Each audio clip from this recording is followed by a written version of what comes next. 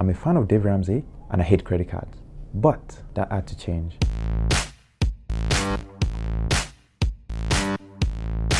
Welcome to my channel. I want you to know that as an immigrant in this country, I have experienced a lot of challenges trying to set myself up financially.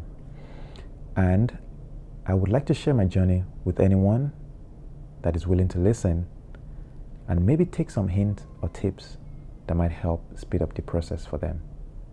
As a foreigner in the United States, one of the things that is often difficult to establish is credit.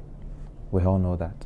From trying to get a car or buying a house or just doing a basic thing like applying for a credit at a store or any other place, we often have to have our credit in check. Now, one of the issues that I experienced when I came here was trying to get a place to rent. And because I didn't have a credit, I often had to put a significant amount of money up front as a deposit. But as time went on, it became a bit annoying because every time I had to move, I often had to wait on a refund and then have to make another deposit with the next place I moved to. And this continued for a long time. And this is all because I didn't want to get a credit card or I didn't want to just have anything to do with credit. Now, if you're from anywhere in Africa or even Nigeria, you would know that most of the time, I don't know how it is now because I haven't lived there permanently for a long time, but at least before I left, if you want to get anything, you often have to make a purchase by making a full payment, which is the best way to go about it anywhere in the world. But with that mentality, coming into the United States is different because, yeah, you could have a lot of money to make purchases, but that's not often the best thing to do for every circumstance. For example, you want to buy a house.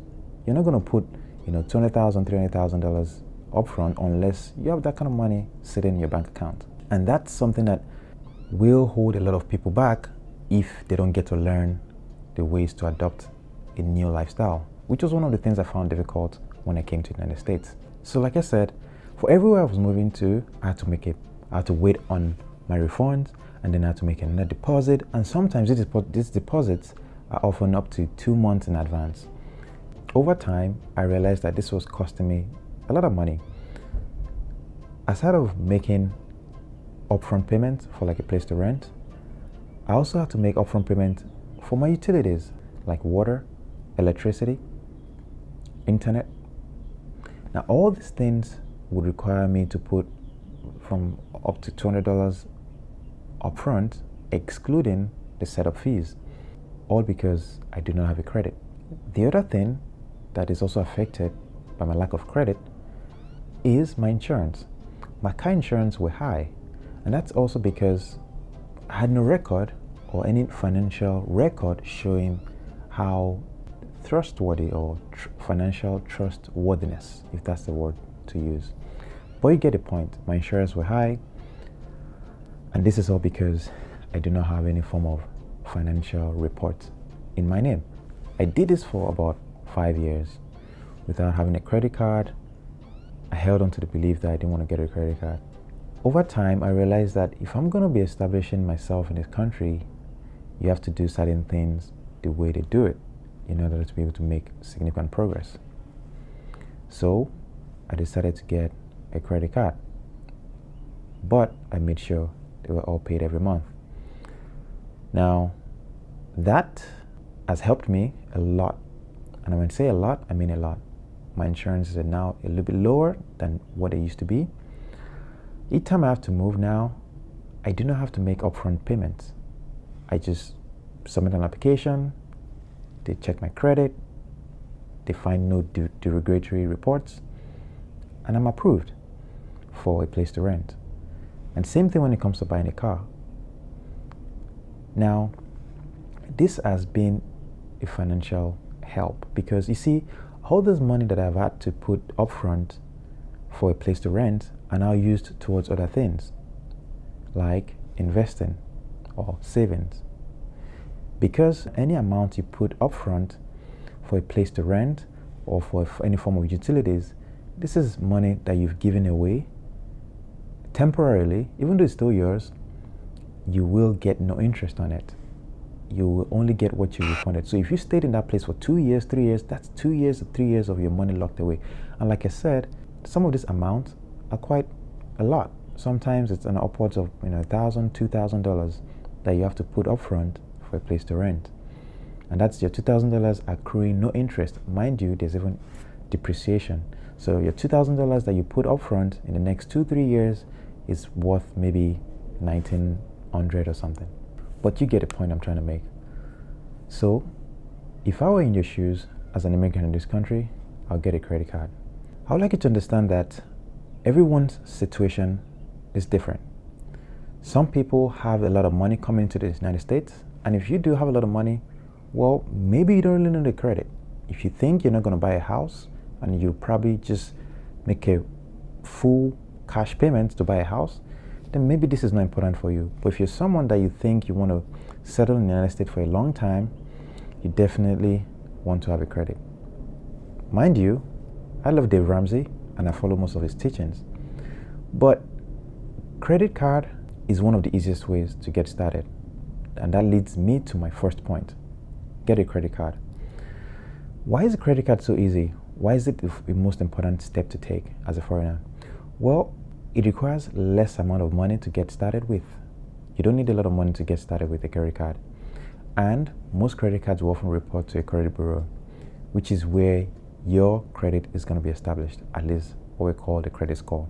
Once you can get a credit card, you're able to purchase things that you can pay for on credit, make the payment for the card, and make sure the payment is made on time, and do that for maybe a month or two, and this would start creating a credit report for you. The most important thing is make sure you only purchase things that you can pay for. Like I said, if you think you would need to buy things on loans, whether it's a house, a car, or any other thing that you might want to purchase, the best thing to get started with is to establish a credit and get started with a credit card. Now, I have to make this clear that in order to get a credit card, you often need to have a social security number. And the problem with that is most of the people that would come to the United States are immigrants without a social security number. In order to have one, you have to have a work authorization. But there's another way to get a number that could be used to get a credit card, and that is individual tax identification number. This is provided by the IRS. I'll link below with the details.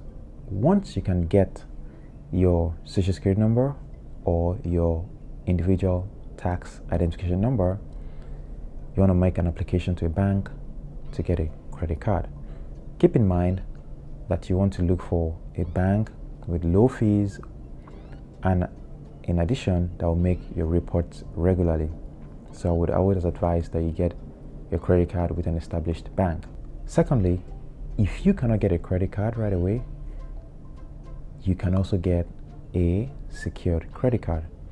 A secured credit card basically allows you to put down some money upfront, say about $300, and the bank will be able to give you a card for that same amount.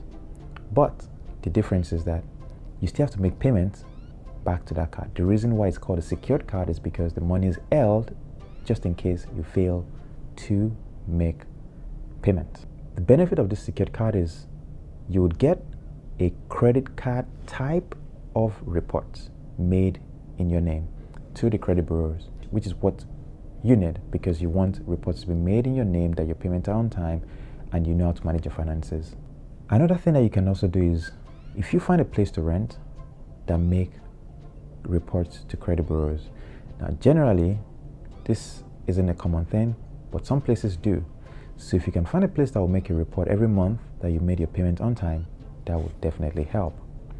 Although, in applying for your credit card, some banks might also want to see a form of letter that you make your payment on time. So if you could get a letter from a landlord or from your apartment complex, they might be able to give you a letter that you could take to the bank to show that you've made all your payments on time. If you watched the video to the end, I'll kindly ask that you hit the like button and subscribe to the channel for more content like this.